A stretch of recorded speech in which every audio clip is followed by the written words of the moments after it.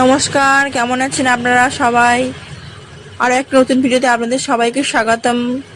আজ আমাদের বাড়িতে হবে এঁচোড় চিংড়ি, তাই হাতে ভালো করে সর্ষের তেল মেখে নিলাম যাতে কাঁঠালের আঠা হাতে না আটকে যায়।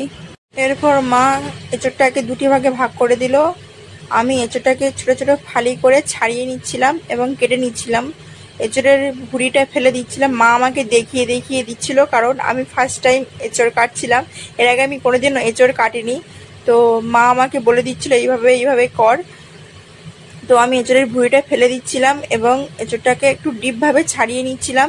এবং এঁচোড়টা যে জলে ধোয়া হবে তাতে সেই জলে একটু সামান্য পরিমাণে হলুদ ফেলে দিয়েছে মা। মা বললো এতে নাকি আঠা এঁচোড়ের কষটা কেটে যায়। তো দেখুন আমি ছোট ছোট টুকরো করে নিচ্ছিলাম। তারপরে আলু ভালো করে ছাড়িয়ে নিয়ে ছোট ছোট টুকরো করে কেটে নিয়েছি। আপনারা এঁচোড় রান্না করলেন কেমনভাবে রান্না করেন অবশ্যই আমাকে বলবেন। আমাদের বাড়িতে এঁচোড় রান্না হলে এমনভাবেই রান্না হয়। আমার এঁচোড় খুব ভালো লাগে।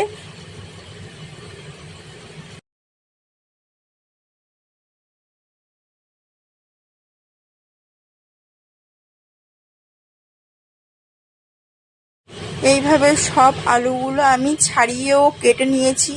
তারপরে পেঁয়াজটাকে ছাড়িয়ে ও কেটে নিয়েছি।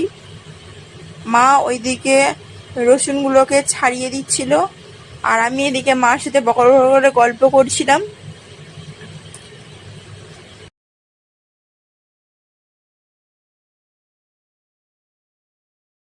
তারপর আদাগুলোকে ছাড়িয়ে ও ফালি করে দিচ্ছিলাম যাতে বাটতে সুবিধা হয়।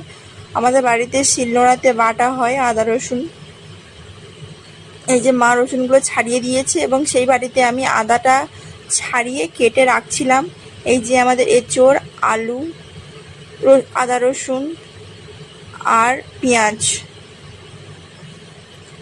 মা এদিকে রাত সন্ধে হয়ে গেছে, মা আদা রসুনগুলো বেটে নিচ্ছিল। এই আমাদের আদা রসুনের পেস্ট।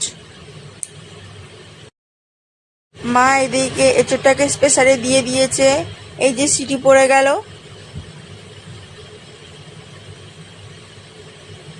এই প্রেসার থেকে খুলে নিলাম সেদ্ধ এঁচোড়টা, দেখলাম সেদ্ধ হয়েছে কিনা। তারপরে মা ভালো করে পেঁয়াজটা ভেজে নিল তেল দিয়ে।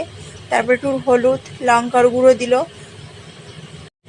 দিয়ে ভালো করে মশলাটাকে কষিয়ে নিল। তারপরে আলুগুলো দিয়ে দিল,